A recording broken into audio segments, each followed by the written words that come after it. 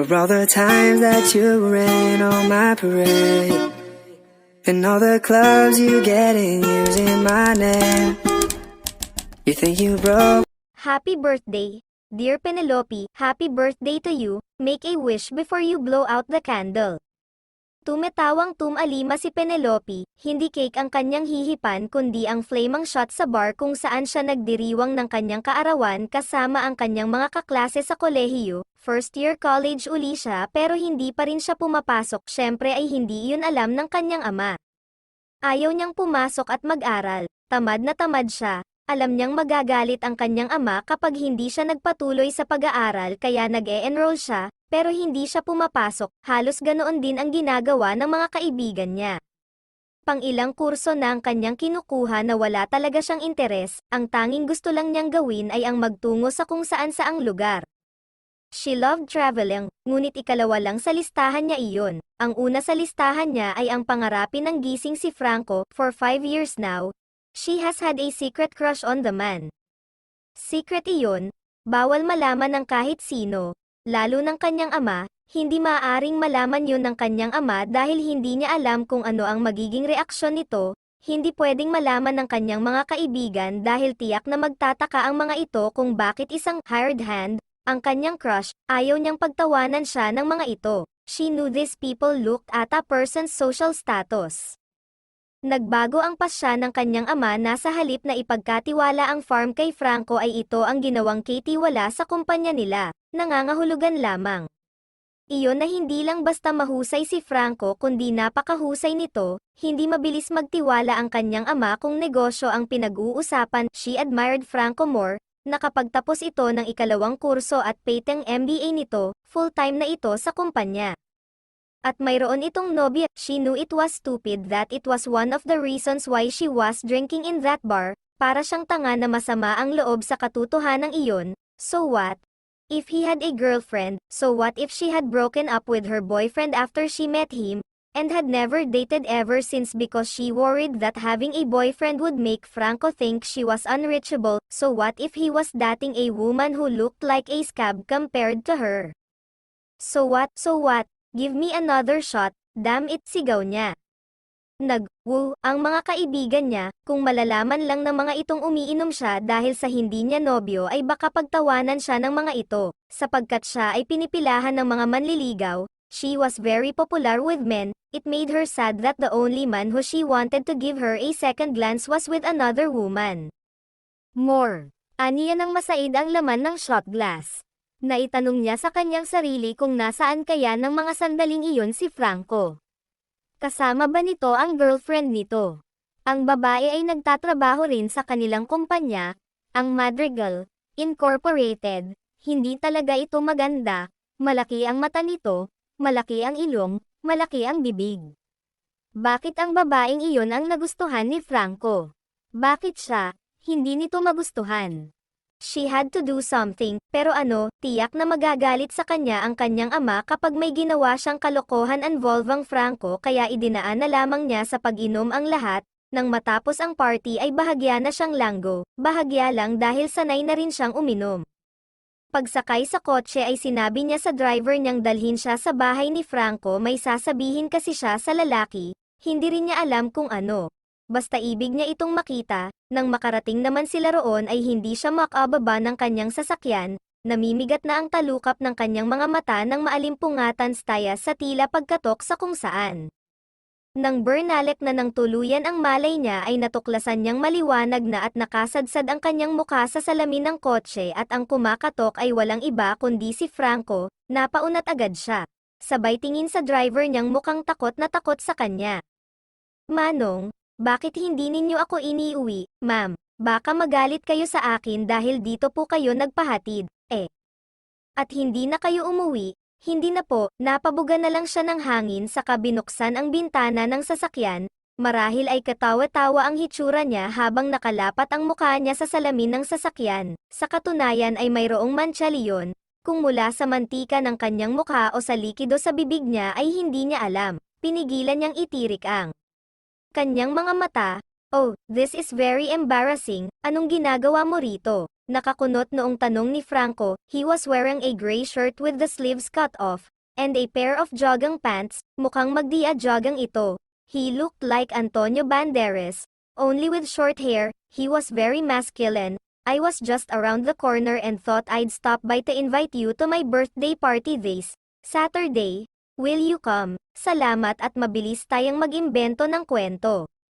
Of course, pauwi ka pa lang ba? Yeah. I ran into friends last night. Are you going to be okay now? Of course, nice seeing you, Franco. Tumango lang ito. Iniangat niyang muli ang bintana ng sasakyan at minadali si Manong na paandarin na iyon. May maganda rin palang naidulot ang pagpunta niya sa bahay nito. Bigla niyang naitanong sa sarili kung pwede bang gawing parang tulad ng debo ang 21st birthday ng isang babae. Dahil kung magkakaroon siya ng 21 roses, lahat ng bulaklak ay magmumula lang kay Franco. Penelope decided she wouldn't care what her friends would say if they found out about her infatuation with Franco, o kung maging nobyo man niya ito, hindi na rin niya pakakaisipin ang sasabihin ng kanyang mga kaibigan at mga kakilala. So what if he wasn't old money? Marami siyang mga kaibigan na hindi rin naman old money. So what if he wasn't new money either? So what if he only worked for her father? Kumpara sa nobyo ng mga kaibigan niya ay malaki pa rin ang lamang ni Franco. Ilan lang ba sa nobyo ng mga kaibigan niya ang maaaring maipagmalaki ang husay ng mga ito? Higit sa lahat ng mga naging nobyo at manliligaw niya ay walang nagustuhan ang kanyang ama, habang kay Franco ay wala na siyang narinig mula rito kundi mga papuri. Maisip pa lang niya na magiging nobyo niya ito ay mayroon ng namumuong excitement sa kanyang puso. She was always daydreaming about them. She couldn't wait for their first kiss. Oo, at naroon pa ang balakid ang nobya nito. Ngunit naisip niya na hindi seryoso si Franco rito based na rin sa kwento ng kanyang ama. I don't think their relationship will last. Not that I care about Franco's personal life. It's just that I know a man in love when I see one. Franco is clearly not in love with that woman. He casually said over breakfast. Casual lang siyang nagtanong dito tungkol sa binata at doon na nakarating ang kanilang usapan. Paboritong paksa ng kanyang ama si Franco. Fi's the son I never had. Dagdag nito, pues, magiging anak na rin nitong talaga si Franco kapag naging nobyo na niya ang lalaki. Wala siyang balak na pakawalan pa ito. She knew Franco cared about her a lot. Mismong ang kanyang ama ang nagsabi niyon sa kanya. Nag-aalala raw si Franco sa kanya dahil madalas siyang gabihin. Alam nito iyon sapagkat sinasabi rin ng kanyang ama iyon. Bukod sa nakita siya nitong inumaga at doon nagtuloy sa bahay nito. He's really worried about you, sweetie. Baka sumama ang loob mo sa kanya na nabanggit niyang inuumaga ka at nakatulog na nga raw yata sa sasakyan mo. Of course, I'm not mad, Daddy. I'm happy he's concerned about me. Tugon niyang nag-uumapaw ang kasiyahan sa puso. Bukod doon ay palaging makahulugan ang mga regalo nito sa kanya tuwing may okasyon. Tila iniisip talaga nito kung ano ang magugustuhan niya. There were a lot of telltale signs that he liked her, siguro. Kaya lang ito hindi nanliligaw sa kanya ay dahil nahihiya ito sa kanyang ama. Sa gabing iyon ay malalaman nitong wala itong dapat alalahanin, for that night was the celebration of her 21st birthday and she meant to encourage Franco to court her. Noon may kumatok sa pinto ng kanyang silid, binuksan iyon ng kawaksi at tumambad ang kanyang ama, ngumiti agad siya rito at nagwisik ng pabango sa likod ng mga tainga. Do I look pretty? Daddy, you look like your mother beautiful. Proud na wika nito. Umalag pa ang tiyan atang double chin. He was a short, balding man with a belly like Santa Claus's. Nakuha niya ang kanyang mukha sa kanyang ina na isang modelo noong kapanahunan nito. Ang tanging nakuha niya sa kanyang ama ay ang height nito. I wish your mother could see you now. Sambit nito, bahagyang pumiyok pa. Ngumiti siya. Would Franco find me beautiful? Daddy, what do you think? Wouldn't he be great as your son-in-law? Bueno, kailangan na nating bumaba. We don't want to keep your guests waiting. I know they are all very excited to see the star of the night. Nasa sabik siya hindi sa selebrasyon kundi sa plano niyang udyukan si Franco na ligawan siya. Nakangiting bumaba silang mag-ama sa grand staircase ng bahay, sinalubong siya ng kanyang mga kaibigan ngunit hati ang attention niya sapagkat hinahanap ng kanyang mga mata ang kanyang espesyal na bisita. Finally, she spotted him. God, he took her breath away. Franco was wearing the color of the night black. May dress code siya upang itim ang isuot ng lahat at siya lang ang nakapula. He was wearing a button-down shirt and a black coat but he still looked so ruggedly handsome, lalong na-pronounce ang pagkakahawig nito kay Antonio Banderas noong panahon ng Desperado sapagkat mahaba ang buhok nito ngayon. Naka-ponytail iyon, kumaway siya rito, ngumiti ito sa kanya at tumango, "Happy birthday, honey." Napapitlag siya ng yakapin at hagkan siya ni Alfred sa pisngi niya ang lalaki na kung umakto ay parang nobyo pa rin niya, itinulak niya ito, sabay tingin sa direksyon ni Franco. He was no longer there. "You're no longer my boyfriend, and yet you insist on acting like you still are. I dumped you because you're a jackass, at least try to prove to me that you've changed," osek niya kay Alfred. Nagtawanan ang mga kaibigan nilang nakarinig sa kanya, tipikal na Alfred, tumawa lang ito. Pumihit na siya. Nanggigigil pa rin sa lalaki habang hinahanap niya si Franco, ngunit wala na ito sa pwesto nito. Binati siya ng isang tiyahin nitya at nasundan pa iyon. Tila hindi maubos ang gustong makipag-usap sa kanya hanggang sa nagsimula na ang sayawan. Naging abala roon ang mga bisita kaya nagkaroon siya ng pagkakataong hanapin si Franco ngunit hindi na niya ito makita. Naisip niyang baka umuwi na ito, iba ang crowd nito sa kanya, malamang ay nabore ito sa party. She sighed and looked for a spot away from her guests. Sa bench sa likod ng mababang hedge siya umupo. "Just my rotten luck," sambit niya sa kawalan, bagsak ang mga balikat. "So lonely on your birthday. Sweetie," sumikdo agad ang kanyang dibdib. Hayon ang lalaking kanina pa niya hinahanap. He looked even more gorgeous standing under the light, almost like a dream. "I thought you left, Ania." Lihim na nahiling na sana ay hindi nito masyadong nahal ata ang ng pagliwanag ng mundo niya nang makita niyang naroon pa ito. Umiling ito habang nakangiti, "Not without wishing you a happy birthday, my sweet." Nag-somersault ang puso niya. "You're the sweet one, Franco." "Happy birthday." Umupo ito sa tabi niya at isang kahon ang iniabot nito sa kanya. "Open it, I hope you like it." Sabik na binuksan niya ang regalo. It was a bracelet with charms from Tiffany & Co. "Oh, it's beautiful, Franco, thank you." Hahalikan sana niya ito sa pisngi ngunit gumalaw ito kaya ang mga labi nito ang kanyang nahagkan. Animo sila naging estatwa sa loob ng lang sandali, kumaibat ang mga labi nito at saka ito lumayo sa kanya. Nakangiti ito, isang ngiting nababahira ng pagkailang, bagaman tila wala itong balak na pag-usapan ang aksidenteng halik sa labi nila, damang-dama niya ang tensyon sa pagitan nila, imposibleng walang kahulugan ang lahat ng iyon. Siya na ang bumesag sa katahimikan. "I've been meaning to talk to you, Franco." "About what?" "About us." Hindi ito nagsalita, halos mabingi siya sa lakas ng tibok ng kanyang puso. Lalo na at may nabasas tayang pagkagiliw sa mga mata nito. "Is this about the kiss, sweetie?" "No, of course not. I just want to tell you. Well, hindi nawawala ang magiliw ng ngiti sa mga labi nito. Iniipit nito ang itlang hibla ng kanyang buhok sa likod ng kanyang tainga. Ang bahagyang pagdadaiti ng balat nito sa balat niya ay sapat na upang magliparan ang mga paru-paro sa sikmura niya.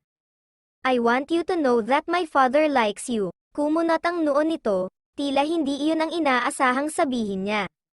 "I meant, no, I didn't mean he likes you. Likes you, I mean he likes you in a totally non-gay way. He's not gay, he likes you in a heterosexual way. Like a son." Natutap niya ang kanyang noo. Hindi siya sanay na magpahayag ng damdamin sa isang lalaki. Kahit sabihin pang words of encouragement lang naman ang ipaparating niya rito ay hindi pa rin sanay. Sanay siyang siya ang sinusuyo. She was only doing this because he was worth it. Tumuwid siya ng upo. "I guess what I'm trying to say is it's okay if you like me, Franco. You don't have to be intimidated by me or my father." Nanatili lamang siyang nakatingin dito. Hindi niya mabasa ang nakasulat sa mukha nito. Was he happy about what she said? Sana, hindi na niya kayang ulitin pa iyon. How she wished he would say something. I'm afraid there's been some kind of misunderstanding. Penny, you're saying you think there's a possibility that we'd be a couple. I'm flattered but I don't see us having a future together. I know you're thinking I'm my father. Matagal bago ito tumugon. I'm not. Natigilan siya, pinakatitigan ito, at bigla ay gusto niyang bamuka ang lupa at lamunin siya nyon. I'm sorry, Penny. The feeling is not mutual. Nagulat siya, hindi lang dahil sa hindi niya iyon inaasahan, kundi dahil na rin sa sakit na kanyang nararamdaman. Hindi niya inasahan na makakaramdam siya ng ganoon katinding sakit. She almost couldn't breathe. Are you okay? Penny, of course, sanggal niya. I was only trying to make you like me. Nasorpresa rin siya na mabilis siyang nakabot. I like you but not that way. Though, I see you as a sister. Shut up, saway niya rito. Ayaw na niyang marinig ang paliwanag nito dahil lalo lang iyong nakakapanliit sa kanya. It only wanted you to like me so that you'll stop being my father's snitch. You always tell on me, and I figured that if I made you my ally, you wouldn't stick your nose in my business anymore, or at least stop making me look bad in my father's eyes. Nagpapalakas ka kasi masyado ng papel kay daddy kaya kailangan kitang utuin. Pinakatitigan siya nito at pinagtaasan naman niya ito ng isang kilay. Dalangin niyang huwag na nitong sukatin siya ng tingin. Sana ay huwag nang maglaban ang kanilang mega titig. Sapagkat hindi niya kaya, ang tanging gusto niyang mangyari ay ang tumakbo sa kanyang silid at magtalukbong ng kumot at mag-iiyak para itago ang kahihiyan. Nagpasya siyang pagsalitaan itong malt. Now that it's pretty obvious you're willing to exchange this sweet bargain for better position in our company in the future, I guess I don't have to pretend that I like you, if you once again stick your nose where it doesn't belong. There is going to be a war. Let this serve as your warning. You ungrateful jerk. Ang akala niya ay may balik na salita ito sa kanya ngunit tahimik lang itong tumalikod. Bagaman madilim na madilim ang muka, wala ni isang salitang lumabas sa bibig nito. Her tears started falling down. It was the worst birthday she had ever had.